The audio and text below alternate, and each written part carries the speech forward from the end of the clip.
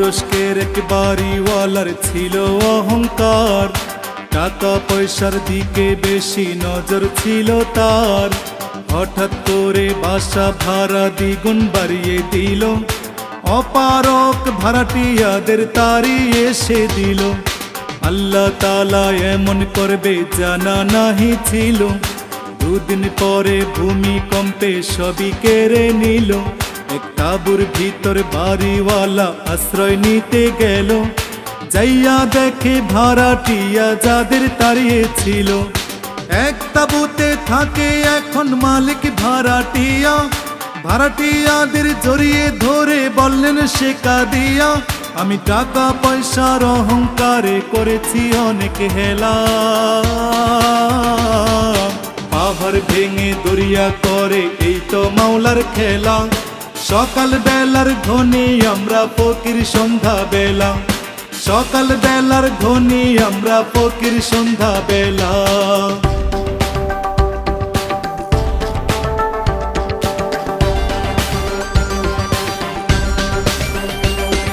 সামনে আসছে রহমতের মাহে রমজান, নামাজ পড়ব রোজা রাখবো আমরা মুসলমান।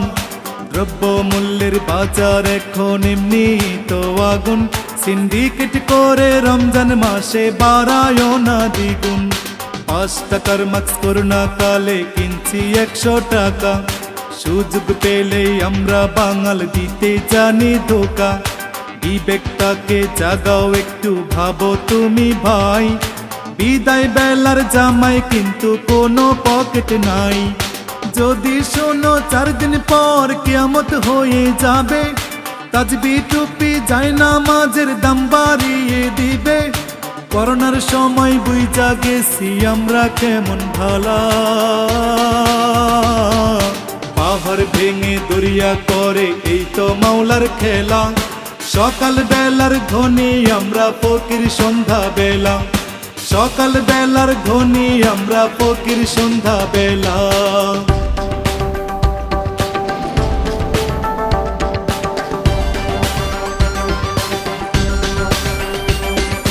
জালিম একজন বাদশা ছিলেন, নমরুদ তাহার নাম।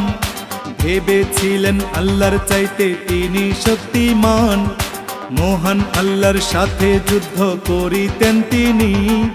ডেকেছিলেন তাহার যত সৈন্যবাহিনী, আল্লাহকে মারার জন্য তীর মারে আকাশে। কাণ্ড দেখে আল্লাহ তাআলা হয়তো তখন হাসে, অবশেষে ক্ষুদ্র মশা দিয়ে রহমান নমরুদের সকল শক্তি করলেন অবসান। রাখে আল্লাহ মারে কে ঠিক রাখো ঈমান, মাছের পেটে বাঁচিয়েছিলেন ইউনুস নবীর প্রাণ। সকল ফয়সালাকারী এক মহান আল্লাহ তাআলা,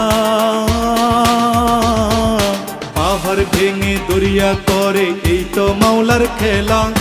সকাল বেলার ধনী আমরা ফকির সন্ধ্যা বেলা, সকাল বেলার ধনী আমরা ফকির সন্ধ্যা বেলা।